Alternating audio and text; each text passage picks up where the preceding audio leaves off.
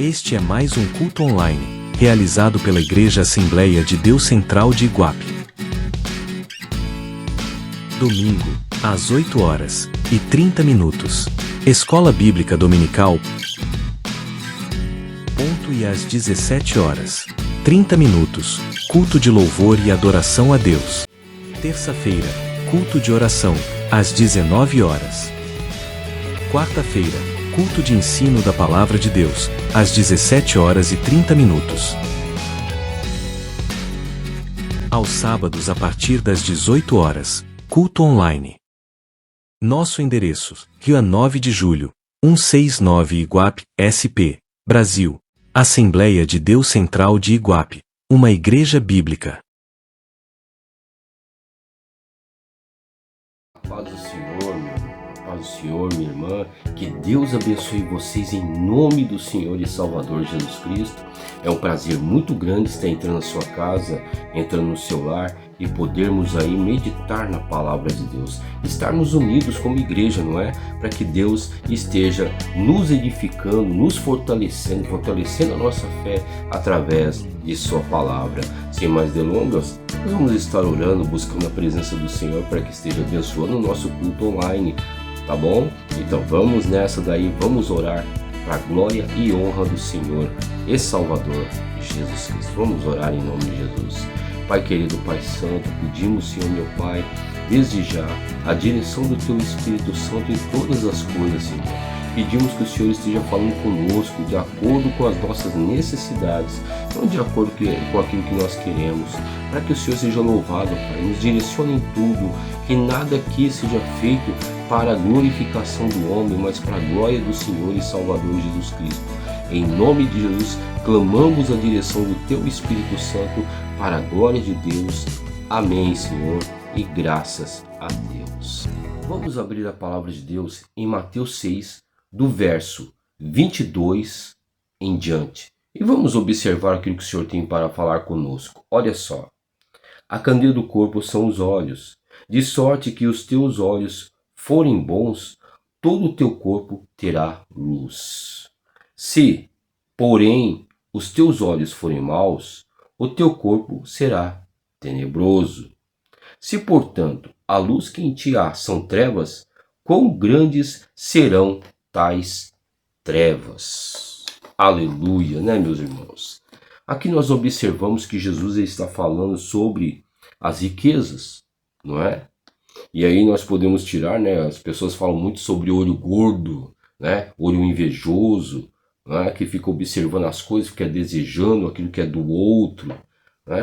A palavra de Deus fala sobre isso, é justamente sobre isso que Jesus está falando, sobre as riquezas, a pessoa querer desejar as coisas, ficar olhando para as coisas deste mundo, olhando, vem a mesquinhez, vem a soberba, a arrogância, vem muitas vezes a pessoa adquirir coisas ilícitas, não é? É sobre isso que Jesus está falando, né? E muitas vezes essas mesmas riquezas tomam o lugar de Deus, não é? Porque aqui no versículo de número 24, se nós formos observar, a palavra do Senhor também nos diz aqui: ninguém pode servir a dois senhores, né? Porque ou há de odiar um e amar o outro, ou se dedicar a um e desprezar o outro. Não podeis servir a Deus e a Mamon, que é o Deus das riquezas. Então, meus irmãos, o que nós queremos falar sobre isso? Temos que tomar cuidado, né, para aquilo que olhamos, a forma como olhamos. Porque o próprio Jesus aqui fala que se nós olharmos com um olhar totalmente diferenciado, um olhar maldoso, o nosso corpo estará em trevas. De que forma nós temos olhado para o nosso irmão, temos olhado para a esposa, temos olhado, não é, para as pessoas de uma forma geral, as situações, as lutas, as adversidades. Então é isso que vai definir determinados sentimentos em nosso coração, não é? Então, meus irmãos, nós temos que tomar o máximo de cuidado. Tomar o máximo de cuidado para que essas coisas não venham contaminar o nosso coração através do nosso olhar, a maneira de que nós olhamos tudo aquilo que está sobre o mundo, sobre esta terra, não é? E nós venhamos a desprezar as coisas do Senhor. De número 4 de Mateus, né, o mesmo livro, poderemos observar que o diabo ele tentou Jesus no deserto. Vemos que ofereceu diversas coisas, ofereceu comida, ofereceu ali os reinos do mundo para Jesus. Mas Jesus rejeitou a todas essas coisas, porque em prol do reino de Deus. Meus irmãos, nós devemos tomar cuidado, porque o inimigo quer oferecer várias coisas para mim e para você. Ele quer oferecer que nós venhamos a nos desviar dos preceitos, nos desviar da presença de Deus. Por quê? Porque o diabo é sujo, meus irmãos. Muitas vezes ele mostra as glórias desse mundo, ele mostra, sabe, que se você, o que você está fazendo na casa de Deus, o que você está fazendo para Deus, que na verdade a sua vida não está prosperando, que no mundo muitas vezes era melhor do que estar na presença de Deus. Meus irmãos, que nós não venhamos a rejeitar aquilo que o Senhor tem para nós, porque Deus ele tem uma promessa e nós devemos crer nessa promessa. Não é? Vemos, por exemplo, que o povo de Israel, quando o Senhor libertou aquele povo, foi tudo a mil maravilhas, né? Deus fez grandes milagres com poder, mas o que acontece? Quando chegou no deserto, que eram para ser provados, vemos que eles queriam voltar para trás, porque eles viram, né, que eles deveriam confiar em Deus, deveriam buscar a Deus e deveriam crer que estavam chegando na terra prometida. Que eu e você, meus irmãos, não venhamos a desistir das coisas de Deus por causa das dificuldades. Você lembra de onde você está? Você estava, quer dizer, você se lembra da forma como você estava quando Jesus te encontrou, quando Jesus te libertou, quando Jesus ele te deu uma perspectiva de vida? Você lembra disso, meu irmão e minha irmã? Então se lembre. Por quê? Porque isso pode ser o que? Pode ser algo que nós venhamos a pensar, poxa, mas Deus me libertou, eu tenho que ser grato a Ele, eu tenho que amar a Deus muito mais e servi-lo muito mais ainda, não é? Porque o povo no deserto, eles foram ingratos, porque Deus libertou, tirou debaixo de uma opressão, tirou debaixo de uma perseguição, tirou debaixo de serviços forçados e colocou aquele povo livre para que eles formassem uma nação. Mas observamos que eles, quando começaram a passar por provas, por situações difíceis, eles queriam retornar, né, para o Egito. Meu irmão, que nós não venhamos a querer retornar para o mundo, hein? Não vamos retornar para o mundo, mas vamos caminhar firmes diante do Senhor, crendo em suas promessas, porque Deus, ele cumpre as suas promessas. Poderíamos aqui falar de Gênesis capítulo de número 13, onde Abraão e o seu sobrinho Ló se separaram.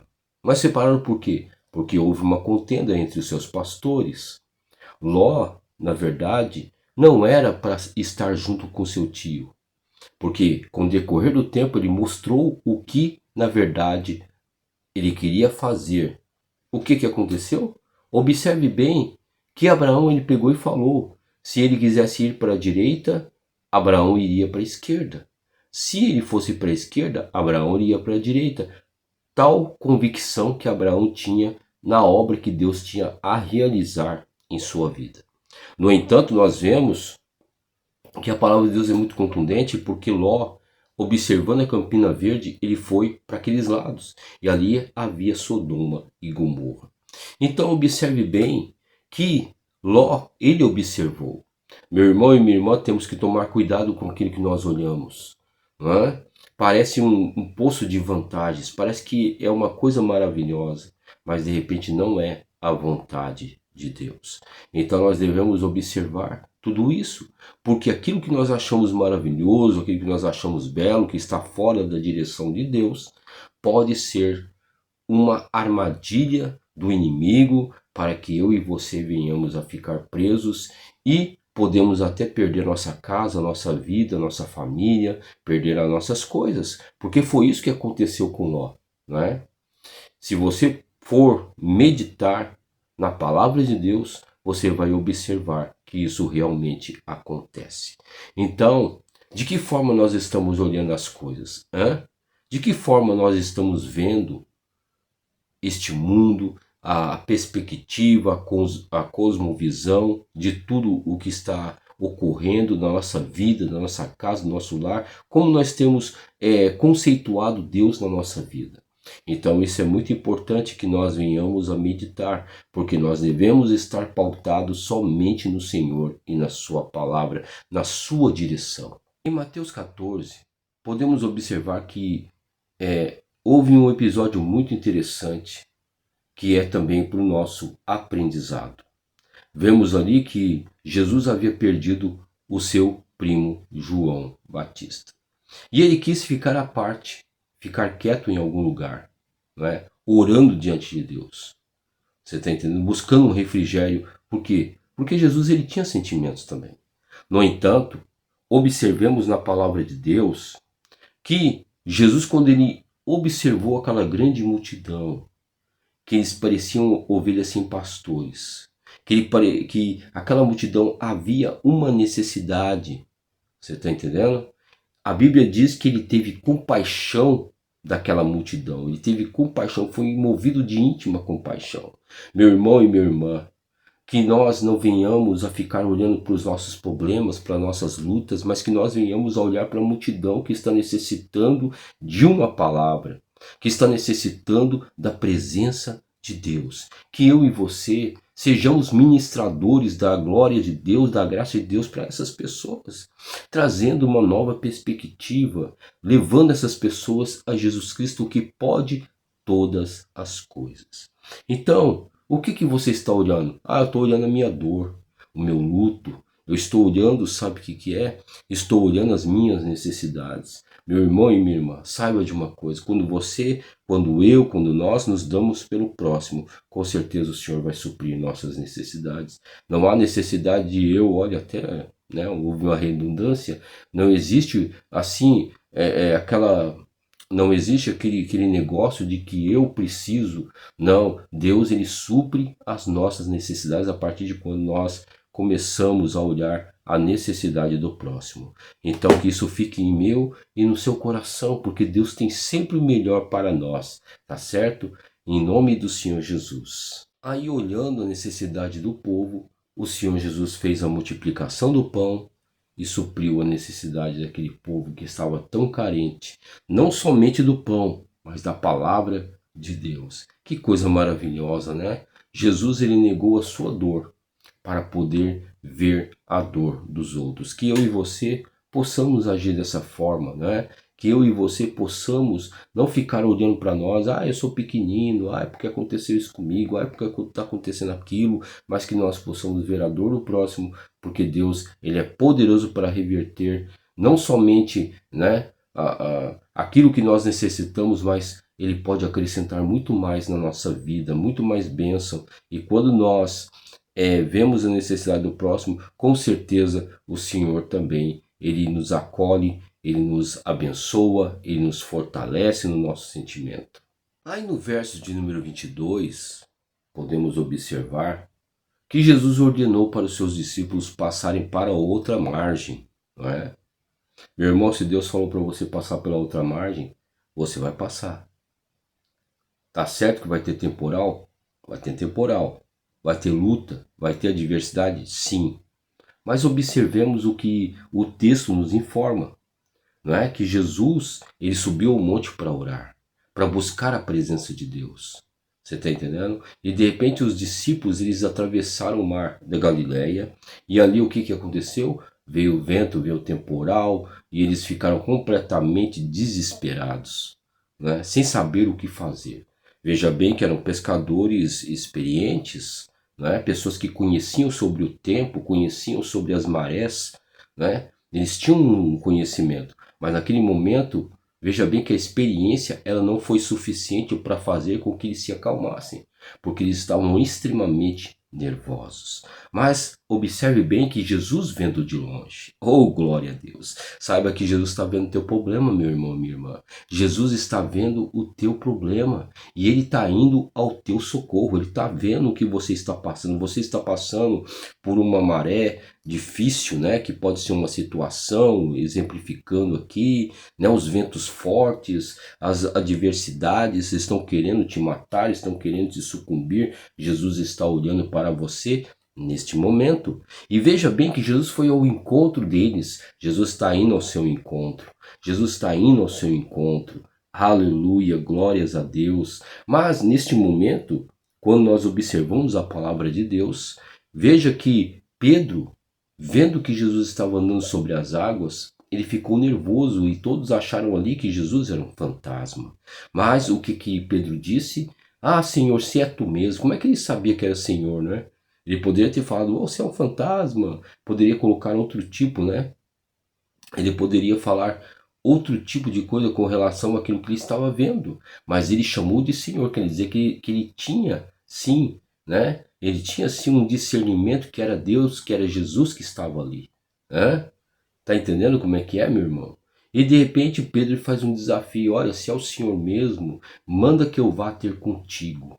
E ali Pedro pegou e andou sobre as águas quando ele olhou para Jesus. Meu irmão, nós só vamos sucumbir aos problemas, nós vamos passar por cima deles, nós vamos andar ainda que os problemas sejam difíceis, é só quando nós olhamos para Jesus. Comece a olhar para Jesus, nós temos que olhar para Jesus, nós temos que olhar para que nós não venhamos o que afundar. Muitas pessoas nos dias de hoje afundam porque começaram a ver o mundo, a ver a glória deste mundo, a ver os problemas que estão assolando as nações, começam a ver, né, as situações que estão aí, não é, que não são fáceis. Então a pessoa começa a sucumbir, começa a encher o seu coração de determinadas coisas, né? E a pessoa está sucumbindo, está afundando, já está se esfriando espiritualmente, já está deixando de ir para a casa de Deus, já está deixando a obra de Deus, já está se estagnando. A pessoa já não tem uma palavra, né, de conforto, já não tem uma palavra de Deus para falar para nós, não é verdade? Então isso é muito perigoso, meu irmão, é muito perigoso, minha irmã, quando nós paramos de olhar para Jesus e nós começamos, sabe, a olhar para as coisas dessa vida e desse mundo. É muito perigoso. As pessoas começam a se esfriar. Ah, não vou para a casa de Deus porque eu estou olhando que a minha cama é confortável, porque eu vou dormir mais um pouco. Ah, eu não vou para a casa de Deus porque agora eu tenho que pegar e tenho que passear, eu tenho que fazer isso. Não é errado passear, não é errado, né, você pegar e desfrutar com a sua família, mas quando isso se torna uma constância e de repente você começa a abandonar a obra de Deus, a abandonar aquilo que Deus colocou para você e para mim fazer, aí fica complicado, meu irmão, fica complicado. Isso é, o inimigo já está trabalhando para que nós venhamos nos afastar da presença de Deus. Então que isso não venha estar no nosso coração, porque a partir de quando Pedro ele começou a olhar para Jesus, ele começou a fixar os seus olhos em Jesus, ele não afundou de forma nenhuma. Mas a partir de quando ele começou a sentir o vento, os efeitos do vento, do temporal, aí ele começou a afundar. Que nós venhamos a ficar firmes na presença do Senhor. Aqui em Hebreus 12, a palavra do Senhor diz assim: portanto nós também, pois que estamos rodeados de uma tão grande nuvem de testemunhos, deixemos todo o quê? Todo o quê? Todo o embaraço e o pecado que tão de perto nos rodeia e corramos com paciência a carreira que nos está proposta, olhando para Jesus, autor e consumador da fé, o qual pelo gozo que lhe estava proposto, suportou a cruz, desprezando a afronta e assentou-se à destra do trono de Deus. Que coisa maravilhosa, né? Que coisa tremenda, né, meus irmãos? Olha só. Então quer dizer o quê? Quando nós lemos ali o capítulo de número 11, observamos que ali o escritor de Hebreus ele está falando pelos vários testemunhos que houve das pessoas que andaram com o Senhor, não é? Veja bem, mas aqui já falo que esses testemunhos já são suficientes para mim e para você andarmos com Deus, né? que nós devemos olhar para o autor e consumador da nossa fé, que nós devemos deixar o embaraço do mundo, deixar o pecado de lado, deixar tudo aquilo que nos atrai, mas que nós venhamos a correr com paciência a carreira que está proposto, olhando para Jesus, o autor e consumador da nossa fé. Que nós venhamos a olhar para Jesus, meu irmão, minha irmã. Nós precisamos focar em Jesus, que Deus tenha misericórdia. Sabemos que os tempos são difíceis, as lutas estão aí, mas Deus, Ele é poderoso para fortalecer a minha e a sua vida. Então que Deus venha nos fortalecer, nos dar graça, em nome de Jesus Cristo. Vamos orar para que Deus tenha misericórdia de nós. Pai querido, Pai santo e amado, oramos, Senhor meu Deus, para que o Senhor esteja nos dando força para olhar para Jesus, o autor e consumador da nossa fé, porque só assim nós vamos andar sobre as águas, sobre as dificuldades, sobre as atribulações. Meu Pai, são tantas coisas que nos atraem, Senhor, através aí de um chamamento, de um olhar que nós temos, Pai. Que nós não venhamos a olhar para essas coisas, mas que nós venhamos a nos fortalecer em Ti, em Tua casa, que nós venhamos a buscar sempre ao Senhor, meu Pai. Tenha misericórdia de nós, tenha compaixão do Teu filho e da Tua filha, que o Senhor nos ajude, Pai. No nome do Senhor e Salvador Jesus Cristo, fortaleça cada casa, cada lar, fortaleça o enfermo, em nome do Senhor Jesus. Muito obrigado, Pai. Te louvamos e te agradecemos. Amém. E graças a Deus. Que Deus abençoe e fique com Deus. A paz do Senhor, meu irmão e minha irmã. Graças a Deus por mais esta oportunidade que o Senhor nos concedesse com vida, com saúde e com paz. Mas graças a Deus permitiu essa oportunidade onde podemos estarmos aqui caminhando, conversando com os amigos e também, sobretudo, falando das coisas de Deus que nos alegram, nos incentiva e aumenta a nossa fé. Graças a Deus, meu irmão, minha irmã, você tem que confiar em Deus, confiar na sua palavra, confiar naquilo que Ele tem falado para mim e para você, porque Ele tem palavras de vida eterna, palavras que podem transformar qualquer situação, pode mudar qualquer circunstância. Esse é o nosso Deus, o Deus Todo-Poderoso. A Ele toda a honra e toda a glória, em nome de Jesus Cristo. Neste dia, meu irmão, aproveite a vida, desfrute dos momentos com a sua família, com seus amigos e, sobretudo, não se esqueça da casa do Senhor. A minha casa será chamada Casa de Oração. Eu alegrei-me quando me disseram, vamos à casa do Senhor. Aleluia! O salmista é sábio. O salmista sabe como se alegrar. Muitas vezes as pessoas buscam alegria num passeio como esse, nos alegra. Numa paisagem bonita como essa também nos alegra. Mas nós contemplamos a natureza sabendo que existe um Criador que formou e criou todas essas coisas. Aleluia! Ele seja toda a honra e toda a glória. Meu irmão, nesta tarde fique firme na graça e na paz do Senhor Jesus Cristo. O poder do Espírito Santo, o fogo, a chama, queime no seu peito, arda, e que você seja cheio, repleto da presença de Deus, para o louvor e a glória do Senhor que vive e reina. Amém. E graças a Deus, aleluia.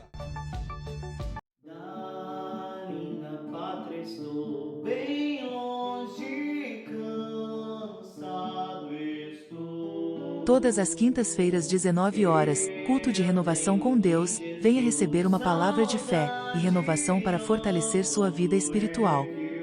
Na Assembleia de Deus Central de Iguape, bairro Centro. Rua 9 de Julho 169, Iguape, SP, Brasil. Assembleia de Deus Central de Iguape, uma igreja bíblica. Terrestres esplendores, mas contemplo meu lar. O Senhor resplandeça sobre ti e tenha a bênção do Senhor sobre a sua vida, sobre a sua família, e fique na graça e na paz do Eterno. E Maranata, ora vem, Senhor Jesus. Assembleia de Deus Central de Iguape tem feito a sua parte em anunciar o Evangelho do Senhor Jesus Cristo. Por isso convidamos você a participar de um de nossos cultos. Domingo Escola Bíblica Dominical às 8h30. E à tarde às 17h30, culto de louvor e adoração a Deus. Terça, às 19h, culto de oração. Quarta, às 17h30, culto de ensino bíblico. Sábado, às 18h30, culto online, pelo youtube.com. Nosso endereço: Rua 9 de Julho 169, Iguape, SP, Brasil. Assembleia de Deus Central de Iguape. Uma igreja bíblica.